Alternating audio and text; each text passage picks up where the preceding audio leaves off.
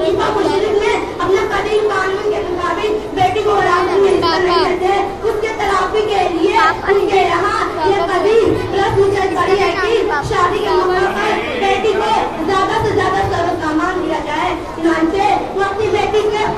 بیٹی کو جہیز کے نام پر مال کا حصہ دیتے ہیں۔ اس کی تقریر ہمارے مسلمان بھائی کر رہے ہیں اور اسلام کے انمول قانون وراثت سے بیٹی کو محروم کر دیتے ہیں۔ سچ ہے، کہتے ہیں سبھی لوگ کی لعنت جہیز ہے، کہتے ہیں سبھی لوگ کی لعنت جہیز ہے، پھر بھی تلاش کرتے رشتہ جہیز کا۔ جن لوگوں نے احکام خداوندی کو کافی نہیں سمجھا، ان کے ساتھ منمانی کو روا رکھا، تو قاری مذلت کے گلے میں ڈھکیل دے گئے۔ چنانچہ اللہ رب العالمین قرآن مجید میں ارشاد فرماتا ہے، من اعرض عن ذکری فإن له معیشة ضنکا ونحشره یوم القیامة اعمی۔ اور جو شخص میری اس نصیحت سے اعراض کرے گا اس کے لیے تنگی کا جینا ہوگا اور قیامت کے روز ہم اس کو اندر قبر سے اٹھائیں گے۔ رسول اللہ صلی اللہ علیہ وسلم کا فرمان ہے، من تشبہ بقوم فهو منهم۔ پھر میں نے ابھی داؤد حدیث 4041 جس نے کسی قوم کی مشابہت کی قوم ہی میں سے۔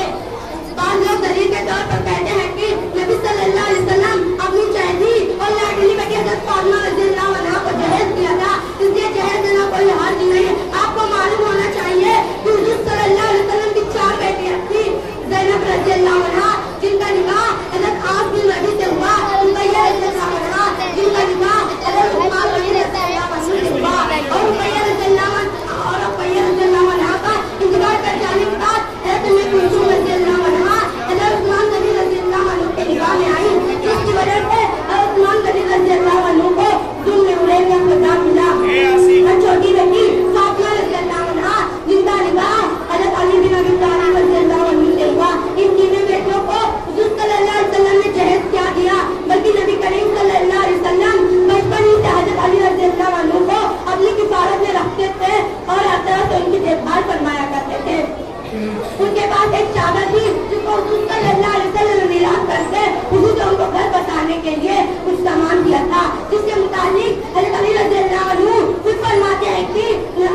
رسول اکرم صلی اللہ علیہ وسلم اپنی بیٹی حضرت فاطمہ رضی اللہ عنہ کو ایک چادر، ایک چمڑے کا مشکیزہ اور ایک تکیہ دیا تھا جس میں اس کی گھاس بھرا تھا۔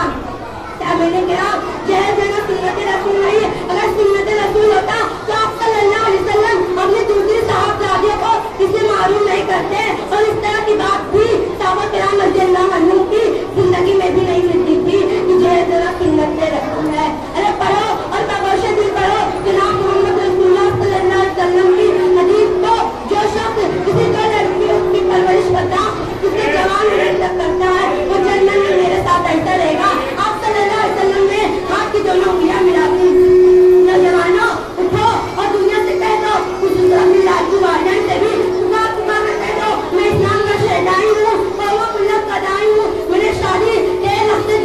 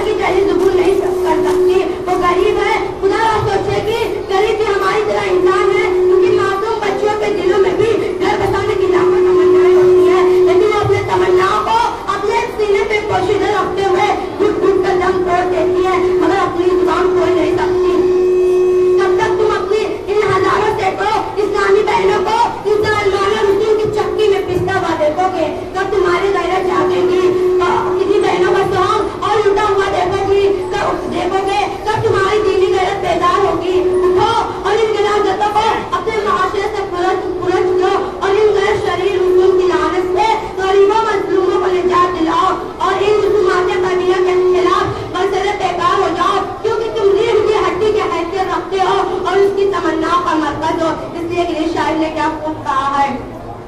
جب جہیز بن گیا لڑکے کی دل کی دھڑکن، جب جہیز بن گیا لڑکے کی دل کی دھڑکن، تو اب بتاؤ یارو لڑکی کیسے بنے گی جدھان. اللہ تعالیٰ ہم تمام لوگوں کو جہیز جیسی موری بیماری سے بچائے تاکہ معاشرے کی گرتی ہوئی حالت سدھر جائے. آمین. وآخر دعوانا